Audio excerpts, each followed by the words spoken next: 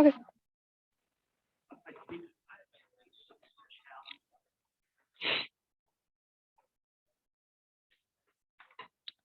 So can you see my screen?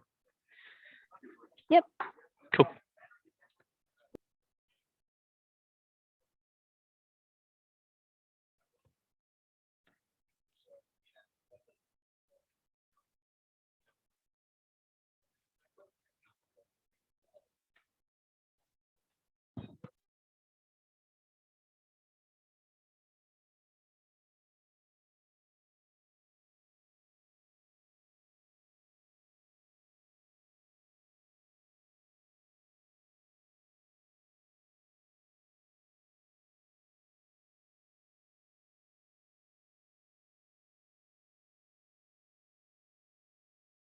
Good afternoon, everybody. Welcome to the Daily Lunch and Learn. My name is Josh. I'll be the host for this meeting today.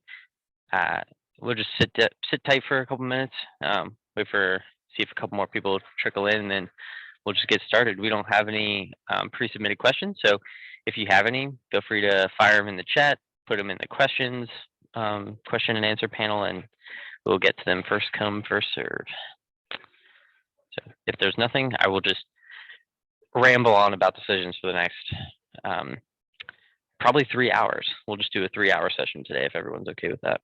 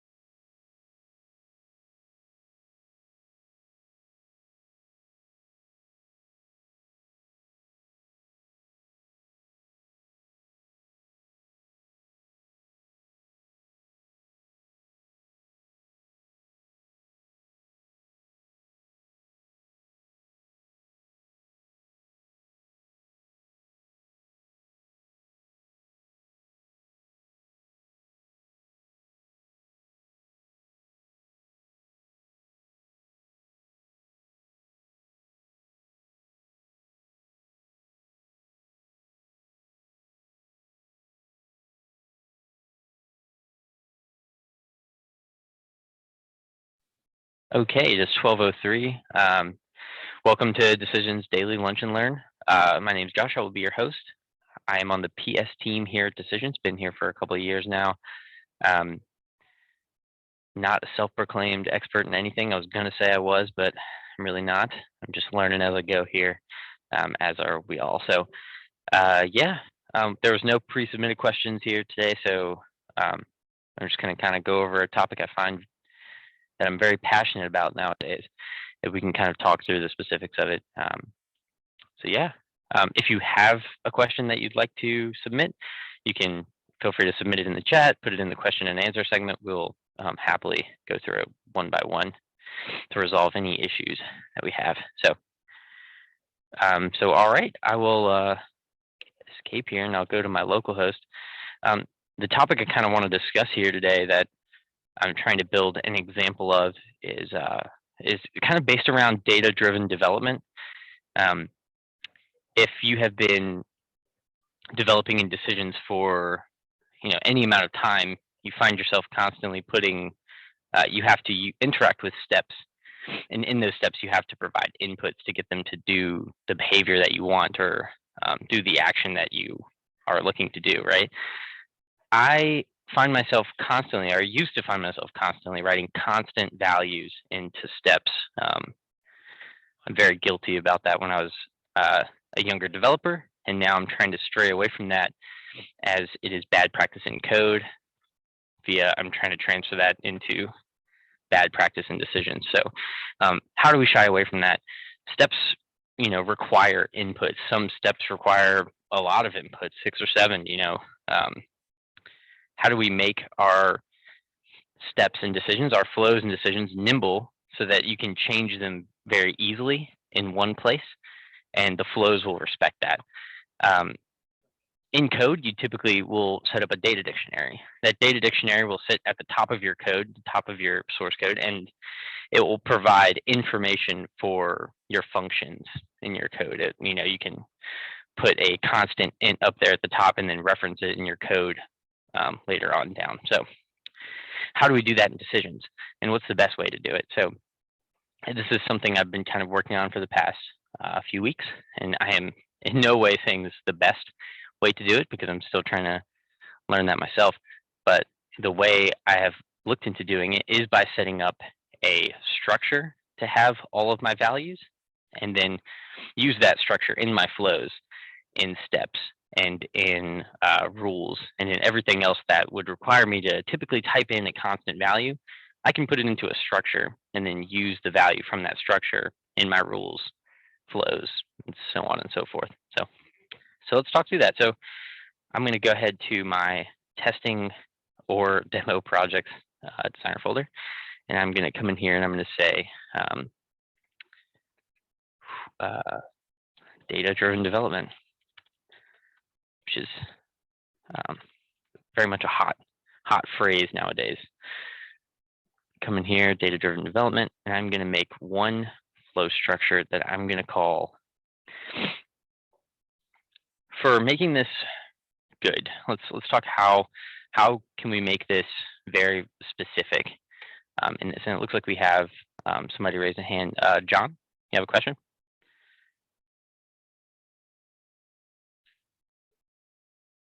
John Headley.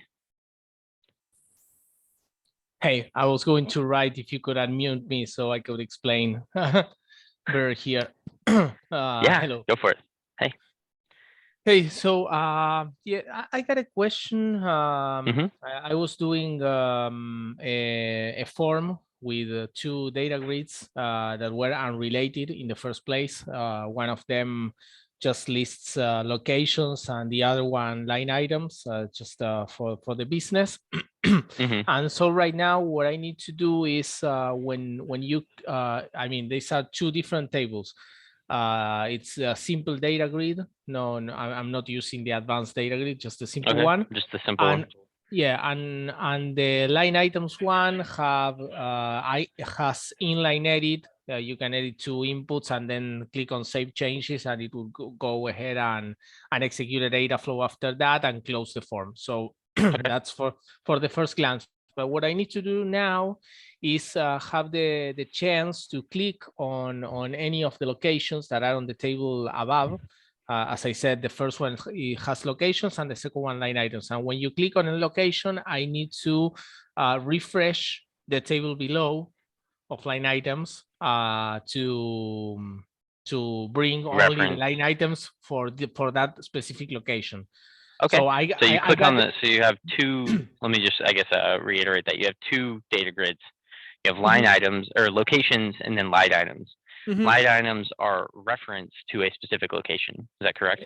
Exactly. Okay. And right now I'm bringing all the line items using a flow before calling the form. I mean, I call the flow. The main flow has two flows inside that brings me the locations and line items. I go ahead and so you populate them all at once. Send those to the form, and then I populate everything. So what I need to do now is when you click on a location, call another flow that would bring me only the line items for that location and refresh that table. So I wanted to know what is the best way to do that. And just for you, I'm using Decisions version 6, just Gotcha. in case if. Okay. Yeah, I'm using 6 myself. Mhm. The way we need to do this is by setting up a data flow to Mhm. run on selection change of your data grid, right? Okay. As soon as they select one of the items, we need to go back to the database, find values that, agree with that item that you selected, whether that's primary key, foreign key relationship, however they connect. We need to grab the ones that connect and then repopulate the values in the second data grid that is below it. Is that correct? That's Cool, right. perfect. And that's exactly what we need to do. So I can come in here and I can create a flow. I'm just going to do flow 1.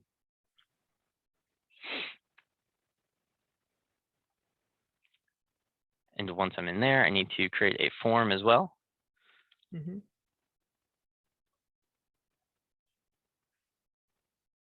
Form 1's fine. And in this example, if you go to the data flows section and you go to add new, this is in version 6, and 7 is changed. We use the idea of active form flows, which you can do the same thing on. You can kind of guard whether or not you want a flow to run based off of a certain activity that's going on in the form, right? What we need to do here is set up a trigger. The trigger is going to be whatever kind of specific thing you drag onto the form. Like I'm going to drag this text box and then go back to my data flow section. You'll see the triggers have changed. You'll see my text box and you'll see like some kind of potential triggers for the form component, right? Correct. For each specific form component that we have in our toolbox, there's specific triggers for that, right? The one thing that you want to do is, let's go into data grid really quick. I'm not going to create one, but I will come in here and kind of show you. So we have a normal data grid on our phone, or on our form. We go back to this, you'll see the triggers should have a new one. I guess I have to pick it first. New grid. Let's see what triggers that. I guess I have to actually pick one. Let's go ahead and just pick one for go ahead and pick one for accounts. And then you'll see all my columns. That's perfect. Yep. Okay, now if we go back to our data flows, still don't see a trigger. Interesting. Oh, because it's on info only. Oh man. Okay, so you can do single select to inline. Yeah, single select, right? For your example. That's what I selected there, single select, and I don't know what to select then. So right here, now we see a new thing called dynamic data grid selection change. I recommend coming in here and specifying exactly what it is, so this data name corresponds with it. So if we're going to say data grid 1, you come down here to the data flows, you'll see data grid 1 selection change. So we want to run a data flow on that selection change. So every time something is changed, clicked, manipulated on that data grid, we want to run a data flow gathering that information. Now the next step is to populate the data from that data grid, or from that flow, into our data grid, right? Okay. That's where the flow outputs is going to come in handy, right? As soon as you create your flow and it outputs something, let's just create flow 1. That works fine. I guess I got 2 flow 1s now. I'm just going to output.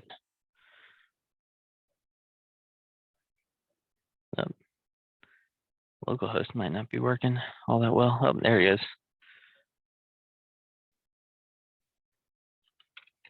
We'll do this.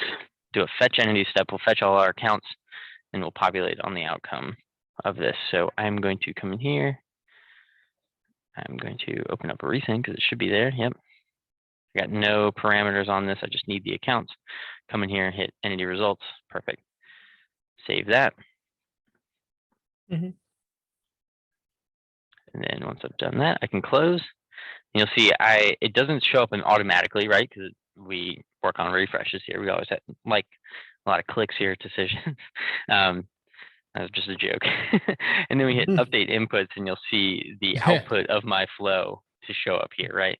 What I recommend is changing this data name to be like data grid 1 values or something like that. And then this is the key here: refresh all components listening to this data name. That will give you the chance to say property O.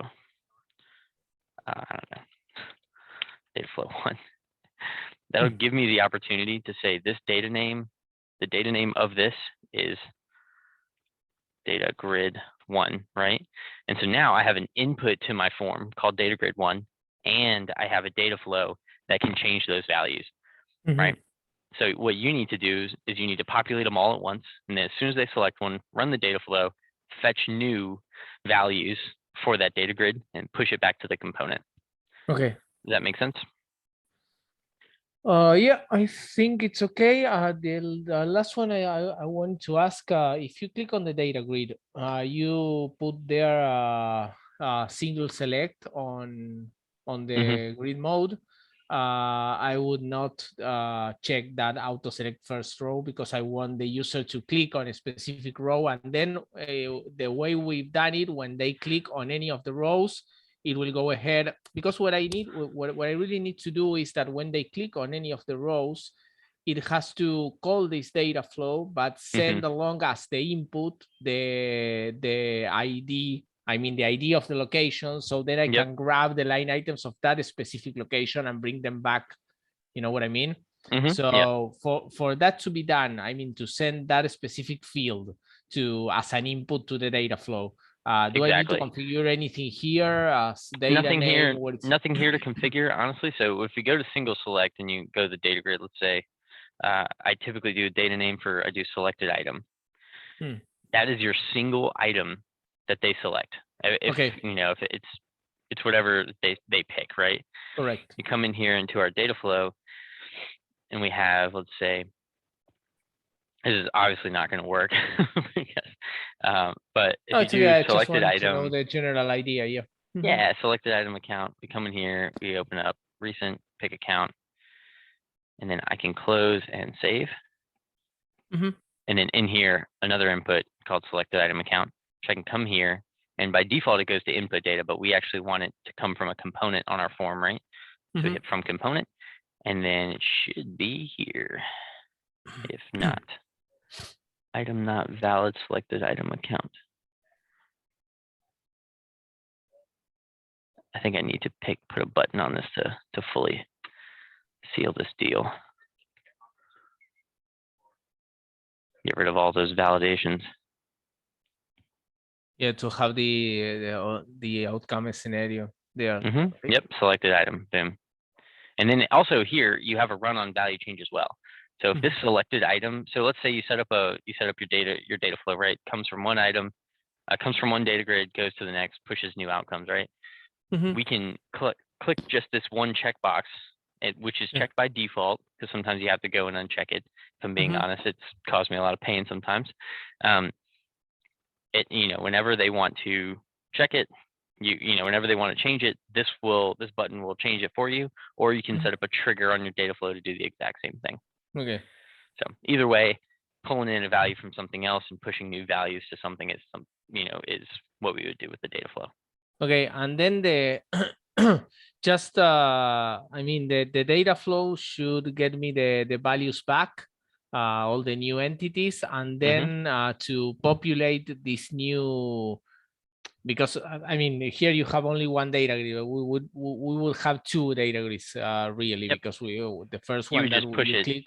You would just make sure that this is pushing it to your secondary data grid. Okay, in this example, I have two different types. I have the same type pushing to the same data grid. That would not be your case. It would be taking in one selected item from a data grid and pushing a list back to a secondary data grid. Okay, I think that's okay. If you have any trouble kind of setting it up, you can feel free to send me or Sabrina an email, and we can kind of walk you through it in like a later session. We'll just happily help you get this done. Yeah, as a general idea, it's great, because I didn't know how to call this data flow stuff and trigger them with a component. So I think that's the way I'm gonna do it. And then if I want to remove the filter, I mean, if you click on any of the locations, it will refresh the table below with the line items related to that specific location. But if I want to just remove the filter, I could add there at the beginning, maybe above from the locations table, a button or a link that will say like remove filters, and then when clicking that, it would also call a data flow, but without the location, right? Yeah, you can do an event. Refresh. You can do an event button on that instance. But what I would recommend here is if you're going to do that, let's make a data flow and make that run on startup. So you're only doing this once. You're not fetching the locations 3 separate times. Okay. You would just make a data flow that would run it one time. And so if I put an event button on here, I don't know if you've used this before, but you go to data flows and now you have a new trigger called event button click, right? And so if they want to remove the filters, they can just click this button. It'll run a data flow and populate the data back into the data grid. Great. So, cool. Okay, I'll check it out. Thanks. Awesome. Yep. Reach out if you need anything. Okay. Perfect. Okay. Cool. Anyone else have any questions? Go through right now. If not, we'll get back to our regularly scheduled programming, data-driven development. So again, back to what we were doing. We were setting up a data structure to hold data for our flows and for our rules, so that we can change it in one place and it will be consistently used throughout the rest of the place. So I'm going to go into this create data types and integration. Come here, I'm going to create a flow structure. And this, again, this is only a single way of doing it. You can do this in many different ways. I'm going to set up settings, and what I typically recommend, if you're going to do this, make it project name settings, right? So if my project is data-driven development, it would be data-driven development settings, and come over here and go to the type namespace and change it. This structure is not saved to the database. A flow structure is just made to be used in Flow.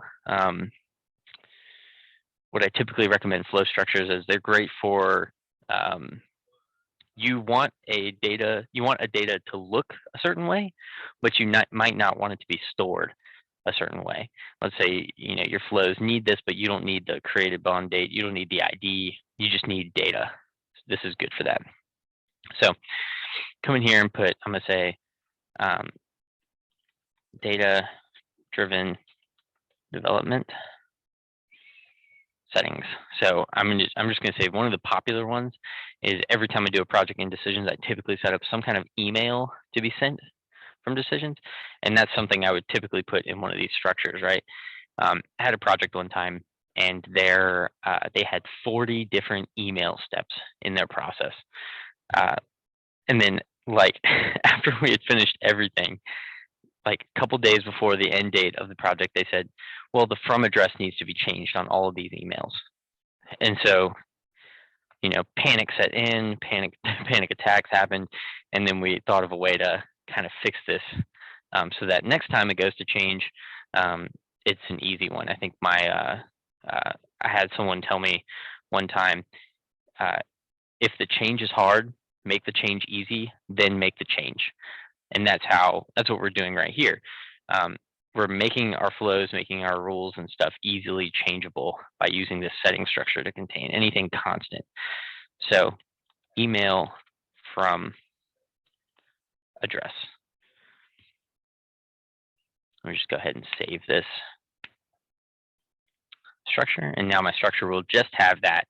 And so next what I would do is I would create a flow called output data-driven development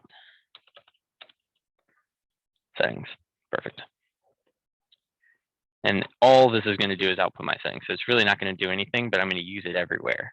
Everywhere that something needs the settings, I'm going to plop this flow in or take it in as an input or something like that. So come in here, go to my recent, pick my data-driven development settings, and I'm just going to say settings. Now that whole object is being set out. So if I come here and let's see what's wrong here. No mapping separate settings. as true. I should probably give it something. I'm going to set it up for constant. I'm going to say, so right now, every from email in my flows, I want to be joshtest@decisions.com. So I'm going to set that up. I'm going to hit OK and then close. And now I have this perfectly set up so that every time I need something extra or I need something put in there, I can take it from exactly this flow structure and I can use it. I've seen customers have this idea of a very, very popular number that they use. And it's written everywhere. It's hard coded in everywhere. And then they say, and then I ask them, okay, well, what happens if this changes? And their immediate response is to get very defensive and be like, this will never change. I know it probably will never change, but what happens if it does? How are you going to change it? How is your project? How is your flows, your development? How is it going to react to a change? And so that's what we're doing here, is setting our flows up for success to be changed. So now I have this setting structure. I have this flow outputting my settings, and then that's kind of all I need to do. If I need anything extra, I will put it into my settings structure and I will write it in constant in my flow. If I need to change things, I'll go to my flow, change it, and the rest of my flows will operate under that new value instead of the old. Yeah, so other ways of doing this are to make an entity and to actually put it into the settings folder in decisions. And that will do the same thing here. It will just be data stored. So you can maybe change it at the database level if you really have to, if you really want to. But if you go to system settings, we do this all the time as decisions, right? We have this one folder filled with all of these values, and they're called, the type is settings, and the entity name is Active Directory settings. Same thing as what I just set up, right? I set up a flow structure to do it instead. I didn't put it in here, but if you wanted to, every one of your projects could have a settings entity. It would just be a data structure with one singular row. It would exist in this settings folder, and you could come here and make changes to your settings like this. And if you right click on any of these, like Active Directory settings, and just go edit, it's not like it's running a flow. What this is doing is just running a normal property grid on a form.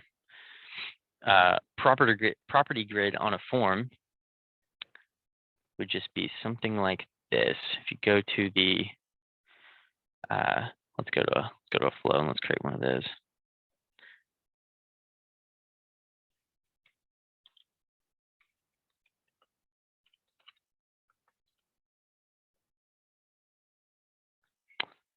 Let's go to form.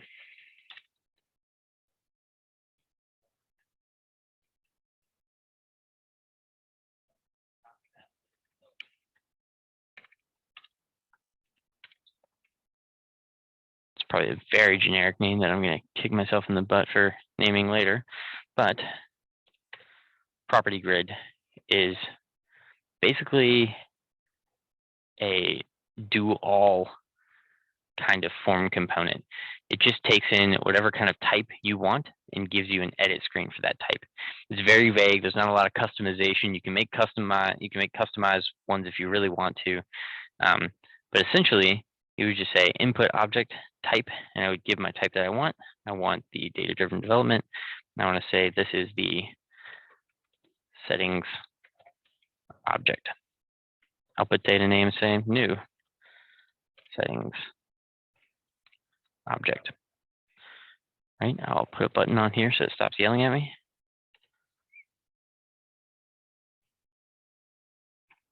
That should be good. Close and save.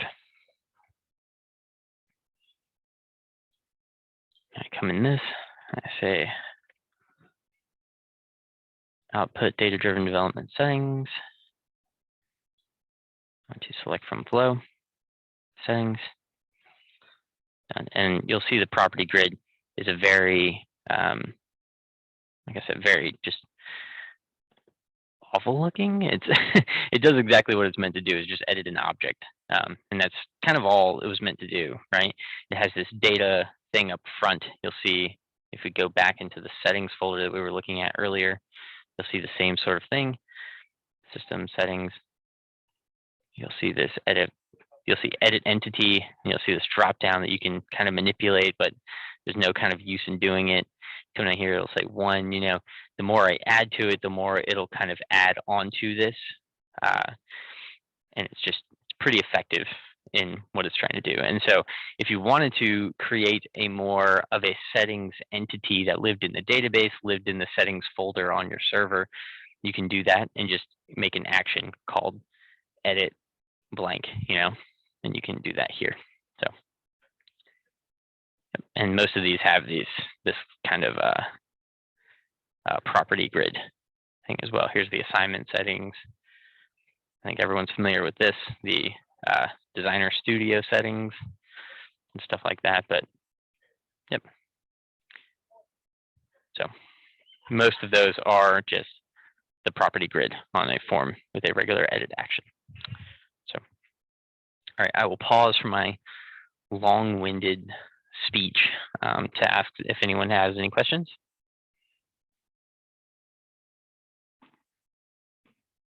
If not, that is perfectly fine.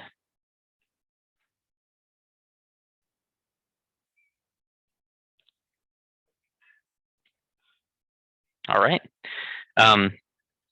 If there's no questions, guess we can go ahead and end a little early.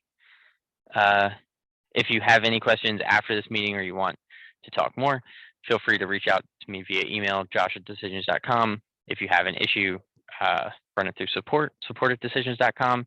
And then if it's specifically about this meeting and you want to schedule a meeting, you can CC me on that email. I'm also on the Decisions public Slack if you're in there, and would love to talk about this concept and how we can make this work for your projects.